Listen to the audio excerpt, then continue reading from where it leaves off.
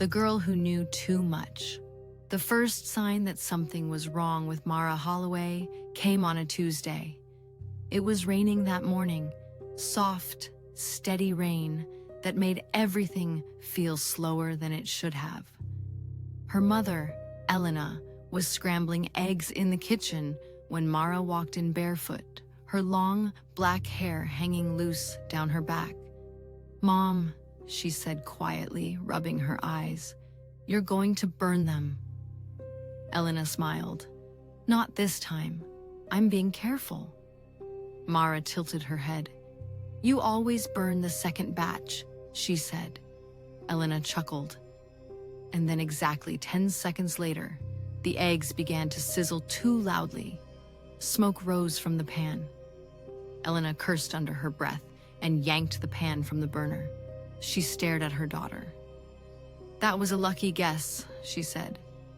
Mara just stood there, watching her with dark, unblinking eyes. By Friday, the guesses stopped feeling lucky. Mara started finishing her mother's sentences, predicting who was calling before the phone rang, telling Elena what teachers at school had said, word for word, without ever being there. "You shouldn't listen to them," Mara said one afternoon while doing homework at the kitchen table. "Mrs. Donnelly doesn't like you. She says you're weak." Elena froze. "How would you know that?" Mara shrugged. "She says it a lot." That night, Elena cried in the shower where no one could hear her. The nightmares came next. Mara began waking up at exactly 3:17 a.m. every night, screaming. Not crying, screaming. Elena would rush into her bedroom to find Mara sitting straight up in bed, eyes wide, sheets twisted around her like claws. "There's a man in the corner," Mara would whisper. "He doesn't have a face." Elena would turn on the lights. The corner would be empty, but the temperature in the room would be wrong, icy cold, like winter, leaking in through invisible cracks. After 2 weeks, the school counselor insisted Mara see a psychiatrist. They diagnosed night terrors, trauma response, sleep disorder. They increased her sessions. They gave her pills. None of it stopped the bleeding. Because then came the morning Elena found blood on the bedroom wall, not splattered, written. 3 words carved so deeply into the paint that the drywall beneath showed through. "He is mine." Elena called the police. The police called Child Services. Child Services called a priest. Father Caleb Ward hadn't worn his collar in over a year, not since the boy in Louisiana, not since the screams turned wet, not since the demon laughed while the child's neck twisted wrong. He was in the church basement boxing donation clothes when his phone rang. "Father Ward," the voice said, stiff with formality. "This is Bishop Reyes. We have a situation." Caleb closed his eyes. "I told you," he said quietly. "I don't do that anymore. This is a child." Silence stretched between them. Finally, Caleb asked, "What's her name?" "Mara." The Holloway apartment smelled like antiseptic and fear. Elena didn't bother trying to hide her shaking when she opened the door. Her eyes were red, her voice cracked. "She's not my daughter anymore," she said. "I don't know what she is." Caleb stepped inside. Mara sat on the living room floor, coloring calmly. She looked up as soon as he entered, and she smiled. Children weren't supposed to smile at exorcists. They were supposed to cry, or shake, or hide. Mara smiled like she had been waiting. "You took longer this time, Father," she said pleasantly. Caleb stopped walking. Elena frowned. "What do you mean, this time?" Mara glanced at her mother. "Oh, she doesn't know." Her eyes returned to Caleb. "You buried your partner," she said, "after the fire, behind the church. You still dream about the smell." Elena gasped. Caleb's stomach folded inward. No one alive knew where they had buried Father Thomas, and the fire had been sealed from public record. His hands trembled. "Who told you that?" he whispered.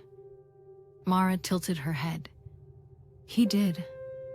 That night, the temperature in Mara's room fell 20 degrees. The windows frosted over from the inside. Mara floated 6 inches above her bed. And for the first time, she spoke in a voice that was not her own. Low, wet, ancient. "You came back," the voice said through a child's smiling mouth. "You always do." Caleb performed the preliminary rites. The demon laughed. Holy water turned black on contact with Mara's skin. Crucifixes cracked. The air filled with the sound of whispering in languages that hurt to hear. Caleb staggered backward. "This isn't a normal possession," he whispered. The demon leaned close to his face. "There is no possession," it purred. "There is an agreement." Outside the apartment, Elena collapsed against the hallway wall and sobbed. "I tried to save her," she whispered over and over. "I tried." Inside the room, the demon smiled wider. Because this was never about taking a child. It was about keeping a promise. The first exorcism, the lie. By the time the church made its decision, the Holloway apartment had become a battlefield. The whispers never stopped. They slithered under doors, seeped through vents, slipped into dreams. Elena stopped sleeping altogether.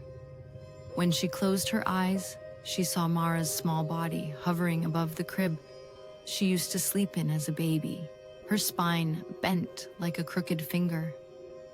The neighbors complained about chanting at night. No one was chanting. Bishop Reyes arrived on a Wednesday. He was a tall man with a shaven head and eyes that looked permanently tired, as if he'd seen the last page of everyone's story and didn't like the endings. He brought another priest with him, Father Jonah Younger, eager, with hands that trembled just enough to give away the fear hiding behind his faith. They sat at the Holloway's worn-out dining table. The crucifix on the wall above them was tilted slightly, like it was trying to walk away. Elena clutched a mug of untouched coffee. "So," Bishop Reyes said slowly, "tell me again what it did." Elena's eyes were hollow. "She told him," she said hoarsely, nodding toward Caleb, "about the fire, about the man he buried." Jonah frowned. "She could have overheard something.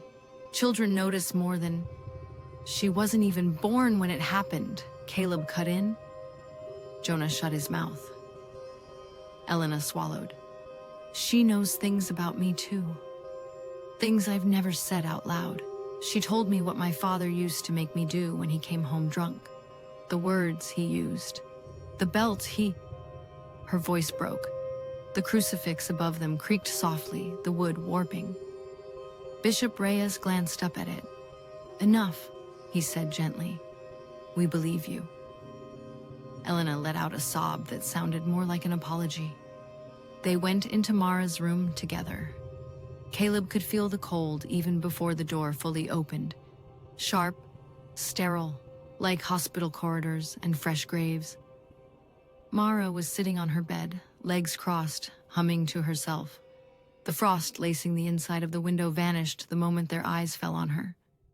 "Hello," she said brightly. "You brought more." Jonah forced a smile. "Hello, Mara." Her eyes flicked over him once, quick and surgical. "Jonah," she said, "you still haven't told anyone about the pills you stole from the sacristy when you were 16? Jonah froze. His smile collapsed. Bishop Reyes stiffened. "What did you say?" Mara shrugged. "He wanted to die, but he was too scared. You told God you were sorry, didn't you?" She looked back at Jonah, tilting her head. "You weren't. You just didn't want to burn." The young priest took a stumbling step back. "Stop," he whispered. Mara laughed, light and musical. "I'm only repeating what you said." The air in the room thickened, pressing in around them like a crowd. Caleb stepped forward, his voice low. "Who are you?" Mara's smile thinned.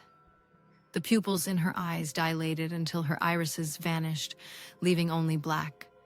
"Don't be rude, Father," she rasped, the words layered with another voice, deeper, older, bubbling up from somewhere that felt wrong. "You know me. You called for me once, when you begged for a second chance." The edges of Caleb's vision pulsed. Bishop Reyes put a hand on his arm. "That's enough for today," the bishop said. "We have what we need." But the demon wasn't done. As they turned to go, Mara's body jerked like something pulled her strings. Her head snapped toward the door. "Elena," the voice crooned, "don't forget to tell them about your husband." Elena, who had been hovering in the hallway, flinched like she'd been slapped. "My husband is gone," she whispered. "He left." Mara's lips stretched into something too wide to be a human smile. "You didn't tell them he's the one I came for." They convened in the kitchen. The air was warmer there, but only by degrees. Bishop Reyes steepled his fingers beneath his chin. "This meets every criterion," he said. "Knowledge of hidden sin, environmental disturbance, physical manifestations, preternatural speech. This is not psychological. This is not a mere crisis of the mind." Jonah stared at the table. "Did you hear it?" he asked quietly. "When she spoke, it sounded like there were more than one." Caleb's hands were fists in his lap. "Do you authorize the ritual?" he asked. The bishop's eyes softened, but they didn't waver. "Yes," he said, "we do, on one condition." Caleb knew what it would be before the bishop spoke. "You lead it," Reyes said. "No," Caleb snapped, too fast. "No, I told you, I won't." "You're the only one who has faced something of this magnitude and lived," Reyes said sharply. "This is not a punishment. It is necessity." "I failed," Caleb said. The word shook. "I got a boy killed." Reyes leaned forward. "And if you walk away now," he said, "you might get a girl killed too." The rain had started again outside, soft and cold against the kitchen windows. Elena stared between them, clutching a dish towel, like it was the only thing keeping her tethered. "Please," she whispered. "Whoever leads it, whatever you need to do, just bring my daughter back to me." Caleb looked at her, at the small framed photos on the counter. Mara with missing teeth, Mara in a pink backpack, Mara blowing out 8 candles on a cake. He exhaled. "I'll do it," he said. The ritual was scheduled for Saturday night. The church required certain formalities: fasting, prayer, confession. Caleb went through the motions like a man moving underwater. He ate nothing. He slept in 20-minute fragments, waking up drenched in sweat with the echo of a boy's scream in his ears. In those half-dreams, the Louisiana boy's face kept flickering, replaced by Mara's. In every version, he was too late. On the afternoon of the exorcism, as the sky thickened with heavy gray clouds, Jonah knocked on the door of the small guest room Caleb had taken at the parish. "You shouldn't go in there alone," Jonah said. "I won't be alone," Caleb replied. "You'll be there. So will the bishop." "That's not what I meant." Caleb looked up at him, eyes hollow. Jonah hesitated, then sat on the edge of the bed. "Do you ever think," Jonah said carefully, "that maybe some people don't want to be saved?" Caleb's jaw tightened. "That's not how this works," he said. "Isn't it?" Jonah stared at his hands. "I listened to that thing in her. The way it talked, it didn't sound like it clawed its way into her. It sounded like it walked in through an open door. The memory of Mara's words pressed against Caleb's skull. There is no possession. There is an agreement. He shook his head, as if he could dislodge the thought. She's a child, Caleb said. Children don't agree to damnation. Jonah didn't argue, but he didn't agree either. By evening, the storm finally broke. Lightning forked across the sky, the thunder rolling in long, rattling waves that vibrated the apartment windows. Rain hammered the building like 1,000 desperate fists. They cleared Mara's room of everything that could become a weapon. Lamps, picture frames, the metal curtain rod. The bed was pushed to the center of the floor. Leather restraints were fixed around the posts. Mara watched it all from her pillow, humming softly. "You're really going to make a night of it," she said. Bishop Reyes sprinkled holy water along the doorway, murmuring a prayer under his breath. Elena stood in the hallway, rosary clenched so hard between her fingers the beads dug into her skin. "Are you sure you want to be present?" Reyes asked her. Elena's lips trembled. "She's my daughter," she said. If anything happens, I won't let her go through it alone." Reyes nodded. "So be it," he said. They closed the door most of the way, leaving it cracked so Elena could see. Candles were arranged in a circle on the floor, their flames shuddering in the draft from the storm. The only other light came from a small lamp in the corner, veiled with a white scarf to soften the glare. Caleb donned his stole with hands that felt too big and clumsy. Mara smiled at him. "You look good," she said, "like last time." He opened the ritual book. "Let us begin," he said. At first, it was almost normal. Caleb read the prescribed prayers, his voice steady despite the shaking in his chest. Jonah answered the responses, hands wrapped white-knuckled around his own copy. "In the name of the Father, and of the Son, and of the Holy Spirit." Mara lay still, watching them. The temperature dropped steadily, breath turning to mist in the air. Caleb read passages of scripture, invoked the saints, called on the authority of God. The candle flames elongated, stretching high and thin, like they were being pulled by invisible strings. Mara sighed, as if bored. "Is this really how you want to spend your evening?" she muttered. "I could recommend better entertainment." Her voice shifted mid-sentence. The last word came out lower, rougher, strafed with static like a broken radio. "You do not belong here," Caleb said, ignoring the tremor in his tone.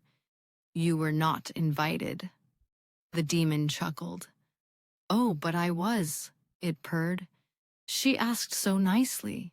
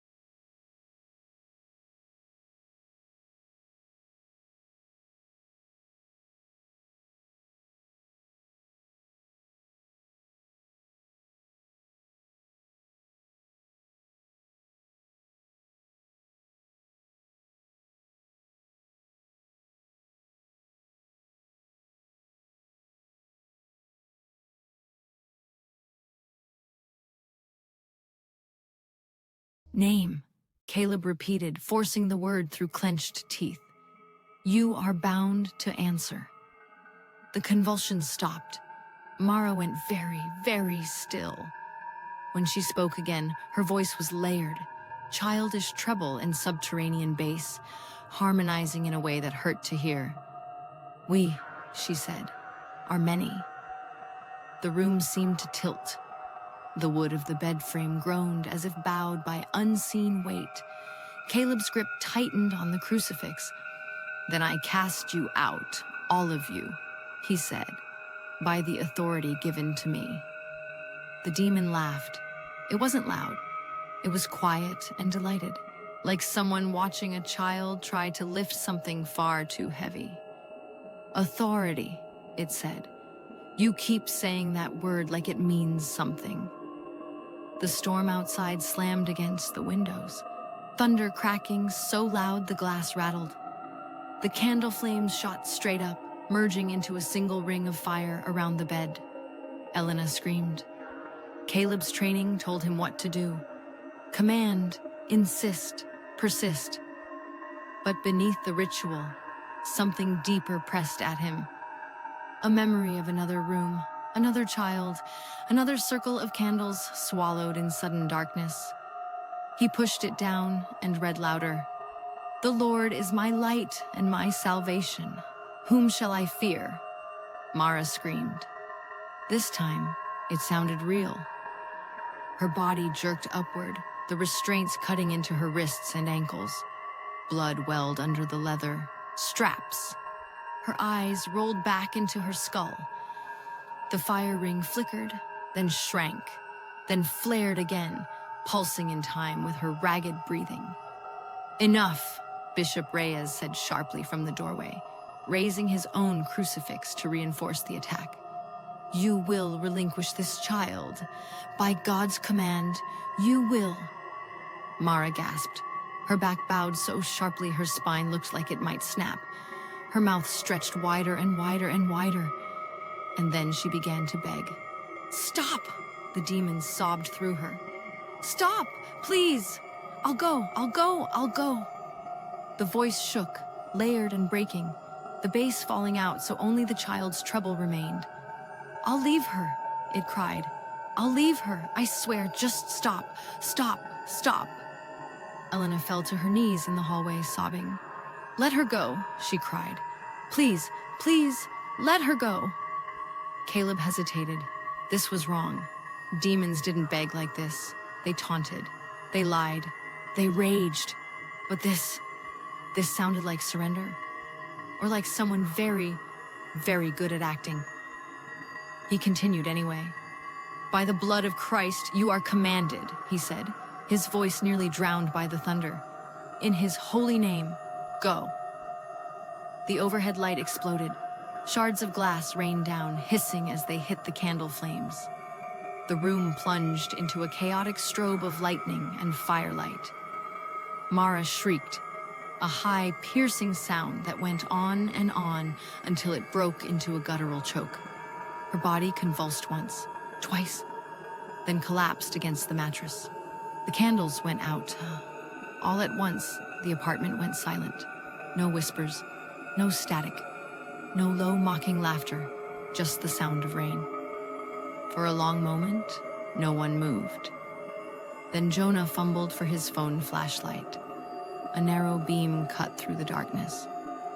Mara lay limp on the bed, hair plastered to her forehead with sweat. Her chest rose and fell in small, shaky breaths. The restraints hung slack around her wrists and ankles. Caleb swallowed. Mara, he whispered. Her eyelids fluttered. Slowly, she opened her eyes. They were brown, just brown, not black, not rolled back, just soft, dazed brown. Daddy? She whispered. Elena half sobbed, half laughed. It's Mommy, baby, she said, rushing into the room now that the bishop finally stepped aside. She cupped Mara's face in her hands. I'm here. I'm here. Mara blinked, confused, then smiled faintly. Mom, she murmured. You're crying. Elena kissed her forehead, her cheeks, her hair. I thought I lost you, she choked out. I thought... Mara's gaze drifted past her to Caleb. "Hi," she said softly. "You came." Caleb felt something in his chest loosen. "How do you feel?" he asked. She considered. "Empty," she said. Bishop Reyes nodded slowly. "That is not unusual," he said. "There has been a struggle. Rest will help." Jonah touched Mara's wrist. Lightly. Her skin was warm now. No frost on the window. No crawling shadows on the wall. No whispers. On paper, it was a success. They had performed the rite. The manifestations ceased. The child regained awareness. If the church required signs, they had them all. But Caleb's unease sat heavy, coiled in his gut like a snake that refused to uncurl. "Did it leave?" he asked, quieter than he meant to. Bishop Reyes clapped a hand on his shoulder. "You did well," he said. "You all did. The rest is in God's hands." Elena kept whispering, "Thank you, thank you, thank you," into Mara's hair. Mara smiled sleepily, letting her eyes close. For the first time in weeks, the Holloway apartment felt almost normal again. Almost. As they stepped out into the hallway, Jonah exhaled shakily. "I didn't think it would work," he admitted. Caleb glanced back over his shoulder. Through the cracked door, he could just make out Mara's small shape on the bed, Elena curled around her like a shield. A flash of lightning illuminated the room. For a heartbeat, in the reflection of the darkened window, it looked like there was someone else standing behind Mara's bed, tall, thin, smiling. Then the light was gone. Caleb blinked. The reflection was just the curtain. He told himself that was all it had ever been. Downstairs, as they left the building, the storm finally began to ease. The rain softened to a drizzle. The air smelled clean. "Rest," Bishop Reyes said, squeezing Caleb's shoulder one more time. "Eat. Sleep. You've earned it." Caleb nodded, but his stomach turned at the thought of food. As the bishop and Jonah headed for the car, Caleb lingered on the sidewalk, staring up at the fourth-floor window. The lights in Mara's room were off now. Just the faintest glow from the hallway spilled under the door. "She's safe now," he told himself. "It's over." High above, in that dark little room, a child lay still and quiet. Her mother watched her like a hawk, afraid to look away, afraid that if she blinked, something might change. In the silence, Mara's eyelids flickered, her lips curved, very slowly, into a smile. The girl who came back wrong. Aftermath. False peace. The return of the father. Mara slept for 16 straight hours after the exorcism. Elena did not sleep at all. She sat in a chair beside the bed with a blanket around her shoulders and watched her daughter breathe, counting every rise and fall of her chest like prayer beads. Every tiny movement made her heart jolt. Every twitch of fingers, every flutter of eyelids, but nothing happened. No whispers, no frost, no blood on the walls. By morning, the apartment smelled like rain and cold coffee instead of chlorine and fear. For the first time in weeks, Elena allowed herself to believe. Mara woke up calm, hungry, human. "Can I have pancakes?" she asked, rubbing her eyes. Elena laughed and cried at the same time. She made pancakes, too many. Mara ate slowly, like she was relearning how her mouth worked. She smiled at the wrong moments. She stared a little too long at the steam rising from her plate. But she laughed. She joked. She asked about school. Every sign said normal. And yet, Elena couldn't shake the feeling that something vital had been rearranged, not broken, repositioned. The church declared the case resolved within 48 hours. Bishop Reyes filed the official report with careful language. Symptoms subsided, patient responsive, no further preternatural activity observed. Caleb read the report twice. It didn't quiet his unease, because demons didn't leave like that. Not cleanly, not quietly, not after begging. They escaped, or they waited. Mara returned to school the following Monday. The other children treated her like glass, some afraid, some curious, all whispering. A rumor spread that she had been in the hospital because she tried to kill herself. Another said she had cancer. Another said her mother had locked her in a closet for a month. Mara smiled through all of it. At recess, she sat alone on the swing and kicked at the dirt with the heel of her shoe. A girl named Rachel approached her cautiously.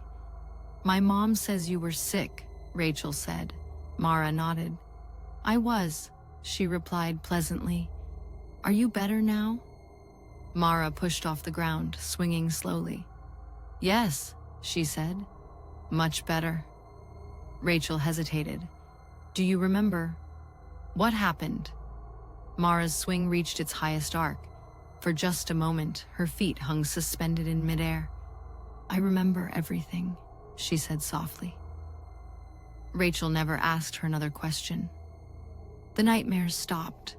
The bleeding stopped. The temperature stayed normal. By every measurable standard, the haunting was over. And yet, small things began to rot around the edges. The first animal died 3 days after the exorcism. A stray cat that slept under the staircase was found twisted into a shape no living thing could naturally hold. Every bone bent backward, eyes wide and bulging, mouth frozen in a silent scream. The neighbors blamed wild dogs. Then came the birds. They began dropping out of the sky in clusters, 5, 10 at a time, striking the sidewalks like thrown stones. No visible wounds, no illness, just dead. Mara watched one fall through the classroom window and splatter on the concrete below. She tilted her head. "Gravity is such a mean trick," she murmured.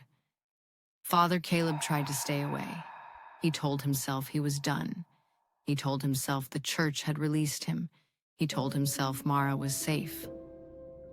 But safety felt fragile now, like a surface stretched too tight over something struggling underneath. He dreamed of the ritual, over and over.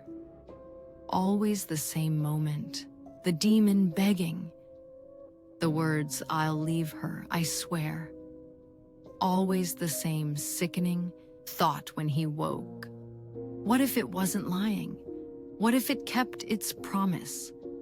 Elena's husband returned on a Thursday. His name was Victor Holloway. He showed up without warning, standing at the apartment door like a question that had learned how to smile. Elena almost dropped the grocery bags when she saw him. "You're not supposed to be here," she said. Victor looked thinner than she remembered. His cheekbones jutted sharply, and the skin under his eyes was bruised purple from exhaustion. Or something worse. "I heard she was sick," he said quietly. Elena tightened her grip on the doorframe. "You left," she said. "You don't get to just come back because it's convenient." Victor swallowed. "I didn't leave because it was convenient," he said. "I left because I was afraid of what I was becoming." Elena barked out a bitter laugh. "You became it anyway." There was a small sound behind her, bare feet on tile. Mara peered around Elena's hip. Her eyes met Victor's. The recognition was instant. Not relief, not joy, possession. Victor's breath caught. "Mara," he whispered. She stared at him with unsettling calm. "Hello, Daddy." The word crawled. Victor dropped to his knees. "I'm so sorry," he choked. "I never should have." Mara stepped forward. She placed her small hand against his cheek. Her touch was gentle, forgiving. Victor shuddered. "I missed you," he sobbed. Mara smiled. "I never lost you," she said. That night, Elena found Victor standing in the hallway at 3:17 a.m., staring at Mara's bedroom door. "She talks in her sleep," he whispered. Elena's stomach clenched. What does she say? Victor didn't answer at first, then quietly. She says she's keeping someone safe inside her. The bruises started 2 days later. They appeared on Victor's arms first, dark, finger-shaped marks wrapped tight around his biceps like invisible hands had squeezed too hard. Victor claimed he didn't know where they came from. Then he started waking up, bleeding. Scratches. Bite marks. Elena accused him of hurting himself. Victor shook his head violently. She watches, he said. Every time I sleep, she stands there and watches. Caleb returned to the apartment when Elena finally called him in desperation. She's different, Elena whispered into the phone. Not bad. Not like before. Just wrong. Caleb arrived to find the apartment immaculate. Too immaculate. Every surface gleamed. No clutter. No dust. The air smelled faintly of iron beneath the lemon cleaner. Mara sat cross-legged on the living room floor, lining up Victor's tools in precise, symmetrical rows. Hammer, screwdriver, utility knife, wire cutters. Caleb's gaze snagged on the knife. Mara, he said gently, why do you have that? She looked up at him. For repair, she replied. Victor sat rigid on the couch with fresh bandages on both wrists. She won't let me leave, he whispered. Mara turned her head slowly toward him. You promised you wouldn't run again, she said. Victor's voice broke. I thought you were talking to yourself. Caleb felt cold creep up the back of his neck. Mara, he said quietly, kneeling in front of her. Who are you talking to when you're alone? She stared at him for a long time. Then she leaned in close, so close he could smell the copper sweetness on her breath. The same one you buried, she whispered. Caleb recoiled. That night, Victor tried to flee. He made it down 2 flights of stairs before something yanked him backwards so violently his shoulder dislocated with a wet, tearing sound. The neighbors found him convulsing at the foot of the stairwell, screaming that his daughter was inside his head. Mara watched from the landing above. She did not blink. Victor was admitted to the hospital under a psychiatric hold. He never made it out. At 3:17 a.m. on his second night in the ward, every heart monitor on the floor flatlined at once. Nurses ran. Alarms screamed. Victor was found dead in his bed with no visible cause of death. But his mouth was open, frozen mid-scream, and written in blood across his chest were 3 jagged words. Promises are binding. The police questioned Elena. They questioned Caleb. They questioned the doctors. No cause of death could be found. No suspect could be named. The case joined the long, quiet archive of the unexplainable. Mara attended the funeral in a black dress. She held Elena's hand. She cried on cue. When the coffin was lowered, she leaned forward and whispered something no one else could hear. The ground settled. That night, the whispers returned. Not loud, not chaotic, organized, purposeful. Caleb stood alone in the chapel when he finally accepted what he had been trying not to see. The ritual had succeeded. The demon had left Mara, but it had not been cast out. It had been transferred, bound, anchored, attached to the one place it had been invited to stay. Not her body, her will. The agreement had never been about possession. It had been about permission, and permission, once given freely, could not be revoked by ritual. That was when Caleb realized the final, unforgivable truth. They had not saved the child. They had empowered her. Mara stood at her bedroom mirror that night. The glass rippled faintly. A shadow lingered behind her reflection. Tall, patient. She smiled at it. We're safe now, she whispered. The shadow leaned closer, and for the first time since the ritual, it smiled back. The truth beneath the ritual, final stage. The summoning, the lie exposed, the last confrontation. Caleb broke into the sealed church archive at dawn. He hadn't planned to. He hadn't prayed. First, he just moved, driven by the sick certainty that the truth had been buried where the church buried all its unbearable mistakes. The file he needed was older than the fire, older than Father Thomas, older than the boy who died screaming. It was marked in red ink. Covenant possession. Class Omega. Caleb's hands shook as he read. This wasn't a demonic invasion. This was a contract, an ancient form of binding where the host was not overtaken, but partnered. The demon didn't control the body. It acted through consent. The ritual didn't expel such demons. It sealed them permanently inside the agreement. Breaking it required one thing. The host must willingly renounce the pact. No force on earth could take it back. Caleb collapsed into a chair. Mara had never been possessed.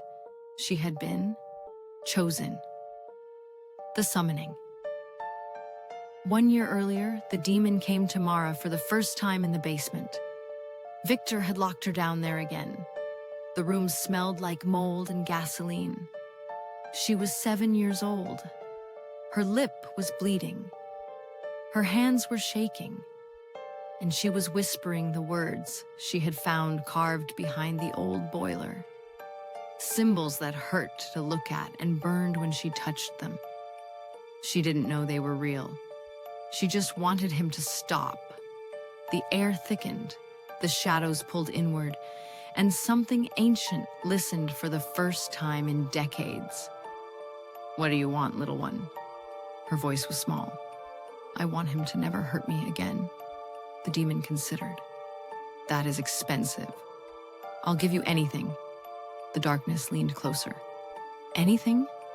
She nodded, tears streaming down her face. "Yes." The shadow wrapped around her like arms. "Then I will protect you forever, but you will never be alone again." And in that basement, Mara said yes. Caleb arrived at the Holloway apartment to find police cars already outside. Elena had called them, because Mara had locked herself in her bedroom, and the temperature in the apartment had dropped below freezing. Inside the room, the walls were covered in writing, not blood this time. Ash.